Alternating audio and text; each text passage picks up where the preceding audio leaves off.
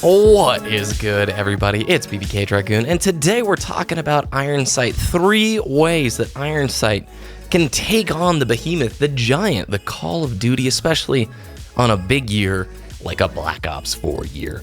Now, on the last video, thank you guys so much for the support.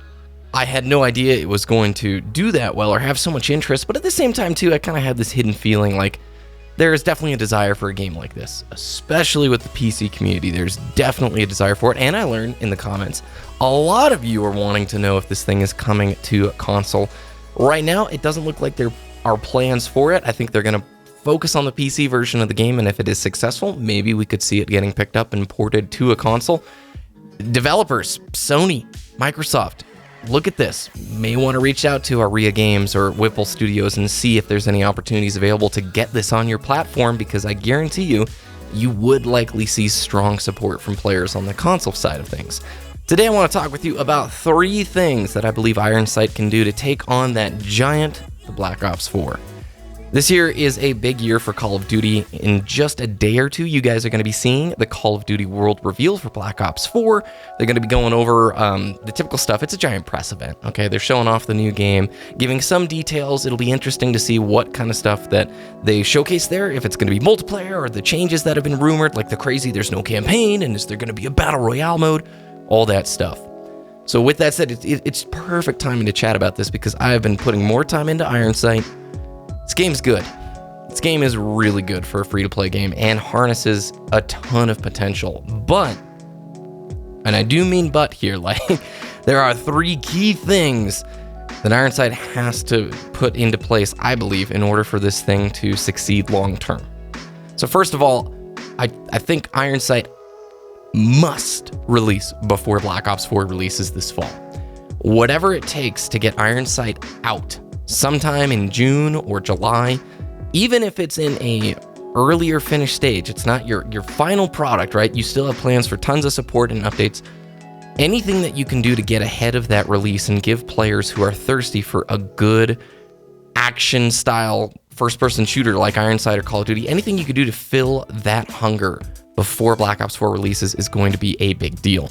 We went over this in the last video, but you're at this unique time in the Call of Duty scene where Infinite Warfare really did not sit well with the fan base. World War II, at the time of announcement, were all pumped on boots on the ground, but then it comes out and the settings are just not the most enjoyable, and the scene is not right now joyous, like sitting on the best CODs we've ever played kind of a thing. No, a lot of their players are confused about what to do, especially if you look at the influencer scene for Call of Duty. What are most of those dudes playing right now? You got some CSGO, but you mainly have Battle Royale stuff going on, PUBG and Fortnite, and these are people who still, I guarantee you, like that Call of Duty style of gameplay. So Ironsight, whatever you can do to push this game out, get marketing material rolling, start pushing mad ad spend into getting the awareness up for Ironsight, the better it's going to be. Because you want to establish right now, before Black Ops 4 releases, what you've got, this cool free-to-play experience, and I do mean a very cool free-to-play experience. You want to get those players a taste before you lose them this fall. You're going to lose a lot of players to Black Ops 4 in the fall, that's inevitable, but I guarantee you they will return to the game if they already have an established relationship with it that is positive. No game, lasts forever. Nobody is grinding on one singular title for a giant length of time, like 10 years. Some games, of course, there's like those ones that you always return to, but you get what I mean. Players move from different games at different times. The second thing I think that is very crucial is releasing the game on Steam. Currently, the Ironsight beta is its own standalone launcher, and the friends list is located within, the Ironsight universe, not within Steam.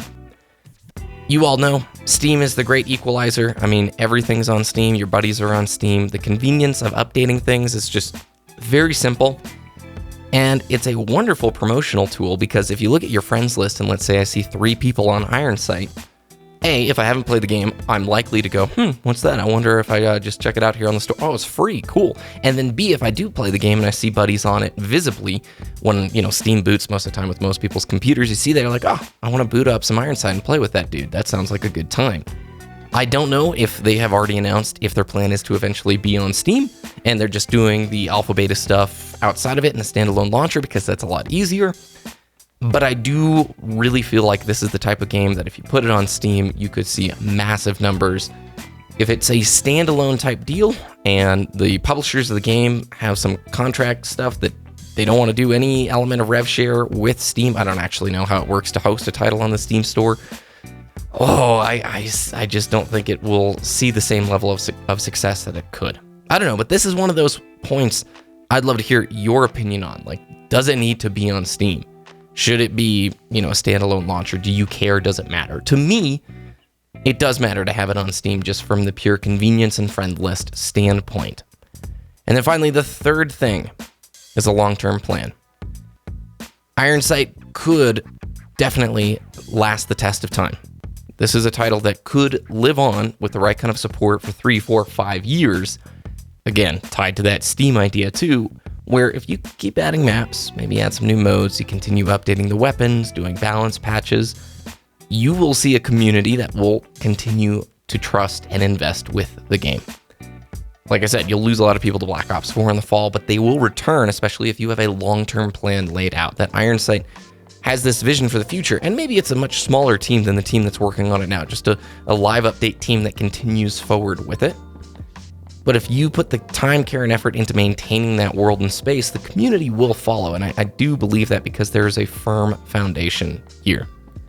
So those are my 3 key things that I think Ironsight has to tackle in order to really face up to the giant behemoth that is Call of Duty. What do you guys think? Have you played Ironsight between, the last video and this one? What are you thinking of the game? It's awesome.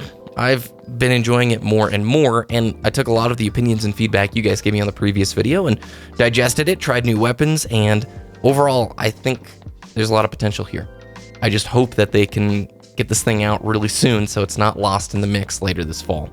Thanks everybody for watching this video. If you enjoyed it, please thumbs the video up, and I'll be back again to check in with you very soon.